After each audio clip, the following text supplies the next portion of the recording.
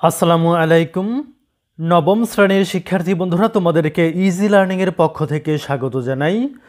আজকের ভিডিওতে তোমাদের নতুন বাংলা বইয়ের পৃষ্ঠা নাম্বার 119 এর সমাধান করে দিচ্ছি। অর্থাৎ এখানে 6.1.2 এ কবিতার কাঠামো বুঝি এটার সমাধান করে দিচ্ছি। এখানে বলছে কি, লক্ষ্য করো যে পল্লী মা কবিতাটি পড়ার পর নিচের ছকটি পূরণ করো। প্রথম কলামের জিজ্ঞাসাগুলোর জবাব দ্বিতীয় কলামে লেখো। এই কাজের জন্য সহপাঠীদের সাথে আলোচনা করো এবং শিক্ষকের সহায়তা নাও। তো এখন আমরা এই ছকটি পূরণ করব।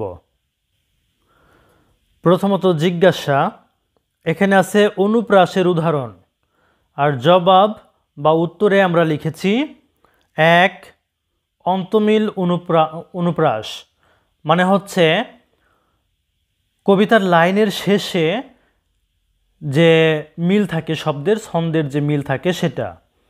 তো এখানে উদাহরণস্বরূপ আমরা দিয়েছি মূলে, দুলে, টুটে, ফুটে ইত্যাদি। তারপর 2 নম্বর পুনরাবৃত্তি অনুপ্রাস, এটা হচ্ছে কবিতার লাইনে এক একটা শব্দের শুরুতে বর্ণের যে মিল থাকে বা শব্দের শুরুতে একই বর্ণ ব্যবহার করলে সেটা হচ্ছে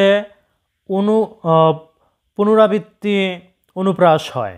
যেমন উদাহরণস্বরূপ দেখো, বিদায় বেলার বিয়োগ ব্যথা অশ্রু আনে দুই নয়নে। এখানে বিদায় বেলার, এখানে বিদায়ের ব, আবার বিয়োগেও আছে ব, তার মানে এখানে ব ধ্বনির পুনরাবৃত্তি ঘটেছে। এরপরে উপমার উদাহরণ লক্ষ্য করো, মায়ের মুখের হাসির মতো কমল কলি উঠল ফুটে।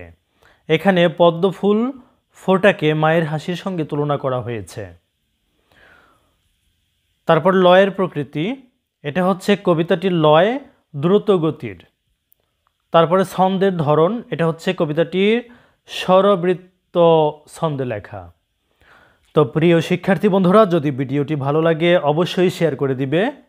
ধন্যবাদ সবাইকে সাথে থাকার জন্য।